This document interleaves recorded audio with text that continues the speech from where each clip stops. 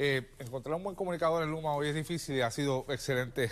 Alejandro, lo ha explicado muy bien, ¿verdad? Lo ha explicado muy bien y al parecer todos los tropiezos, contradicciones, controversias aparecieron desde que por lo menos zarpa en la barcaza claro. el megatransformador, por lo que se proyecta y por lo que comunicó Alejandro, bueno, pues parecería que no va a haber otra dificultad adicional de todas las que ya de hecho, Puerto Rico. Alejandro es un funcionario que es un ejecutivo que trabajó 28 años en la Autoridad de Energía Eléctrica, o sea, conoce el sistema eléctrico. Sí, igual que Josué Colón. Al igual que muchos otros. Ahora, con usted quiero hablar del tema del presupuesto de Luma. ¿Por qué? Porque hoy han habido versiones variadas sobre esto del aumento tarifario.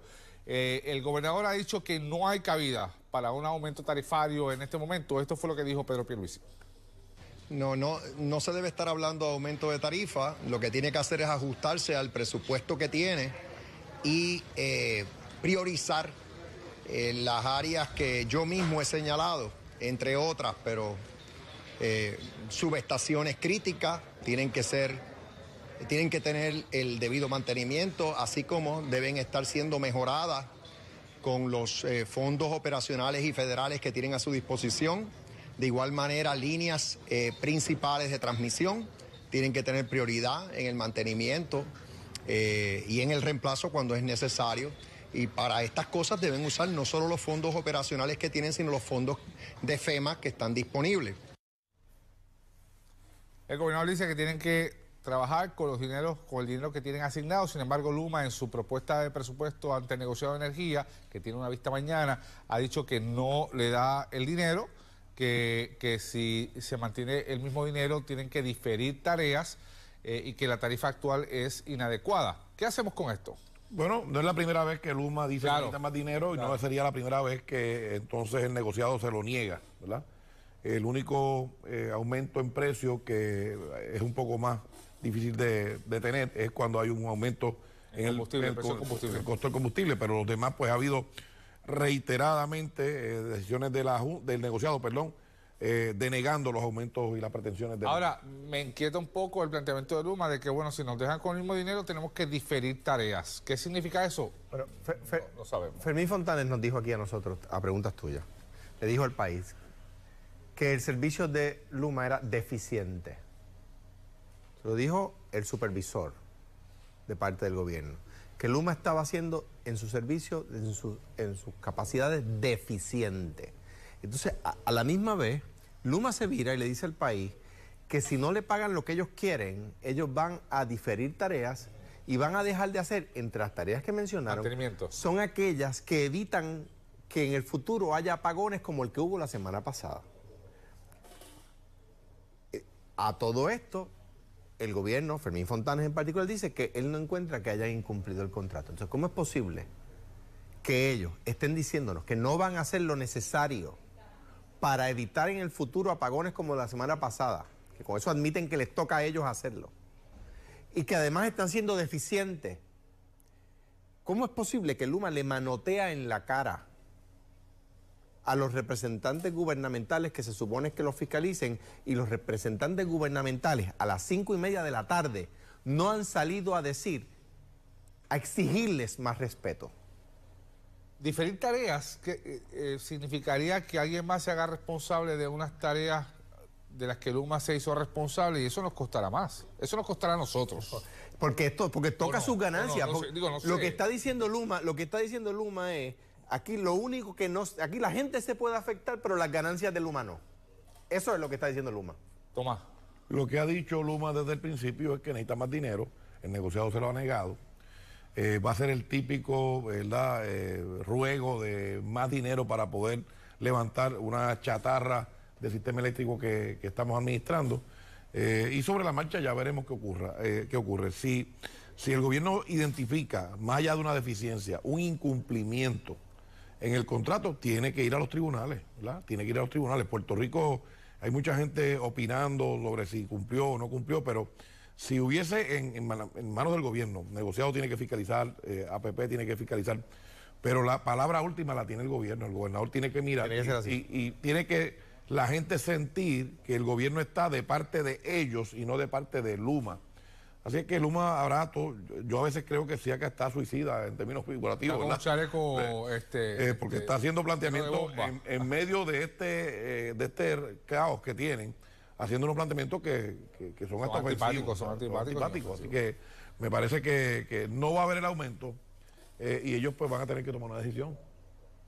De trabajar con lo que tienen. De trabajar con lo que tienen. Bueno, y si descuidan los servicios que tienen que dar para evitar apagones, entonces el gobierno tiene que exigirle que los haga e ir a la corte. Si pero el gobernador tiene la última palabra y el gobierno tendría que ir al tribunal y pedir la disolución del contrato. Porque es más allá que el negociado y más allá que es un tribunal que tiene que resolver. Es el gobierno pararse de frente. Quien tiene que ir al tribunal, si el gobierno le dice, estoy disolviendo el contrato, quien tendría que demandar es Luma. Oponiéndose a la disolución del contrato. Tengo ahora, por acá,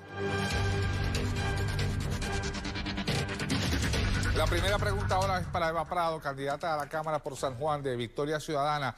La llamamos porque previo a las primarias hubo mucha discusión sobre recusaciones en San Juan. ¿Qué son recusaciones? Bueno, cuando un partido objeta el que un elector vote en un lugar particular, en algún precinto, en algún distrito, por distintas razones, y hay muchísimas razones por las cuales, hay como 7 razones por las cuales se puede recusar a un elector. Sin embargo, Eva Prado está planteando que ya el escenario no es el mismo. Bueno, estamos planteando básicamente que después de una campaña de difamación del Partido Nuevo Progresista alegando de que miles de personas habían votado de forma ilegal en la pasada elección del 2020, para probar esto, empezaron a presentar recusaciones a lo loco, porque no hay otra manera de decirlo, y aún así nunca llegaron ni a las 2.000 recusaciones. En el caso del precinto 3 de San Juan, estas recusaciones el 90% se han caído. Acabo de saber que en el precinto 4 también se cayó casi el 50%. Y esto porque definitivamente en la mayoría de los casos nunca se cumplió con el proceso. En otros los mismos residentes presentaron o evidencia de que sí residían en ese lugar o actualizaron su récord electoral. Porque al final la recusación debe ser solamente para confirmar si la persona reside o no en ese lugar. No evalúa fraude, no evalúa si la persona cometió alguna ilegalidad, pero aún así el PNP estuvo alegando que estas recusaciones eran la evidencia de que se dio un fraude electoral, lo cual nunca ocurrió.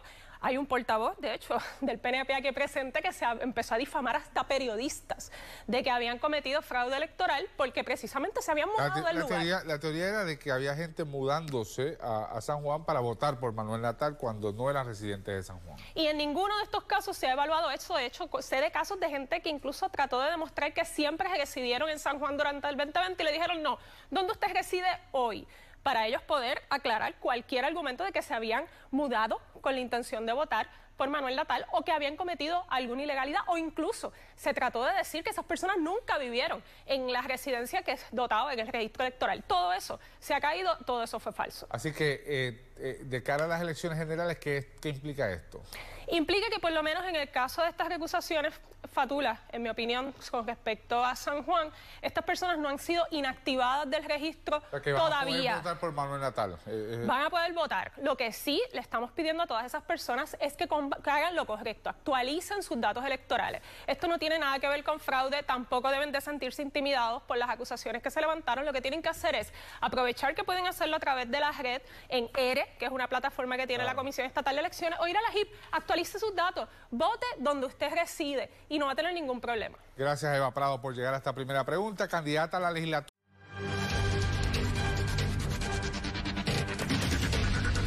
¿Cómo reacciona sobre el tema de las recusaciones de Victoria Ciudadana? Eva Prado es una caripelá al venir aquí a decir que han prevalecido o se han caído las recusaciones. Mire, David Cordero y Estrada, que fueron impugnados, que es el periodista del Nuevo Día que ella hacía referencia, la vista no procedió. Pues ¿sabe por qué? Porque él se transfirió antes de la vista y fue allí con Yola Virella a tratar de hacer un planteamiento y los mandaron a callar. ¿No es que los retiraron? Así que lo que hicieron fue que de donde estaban inscritos ilegalmente, antes de la vista, se regresaron al sitio donde les tocaba verdaderamente votar. Así que hay que ser bien caripelados para venir aquí a decir que ganaron una recusación cuando lo sacaron del registro. Mañana seguiremos hablando sobre esto. Hasta mañana.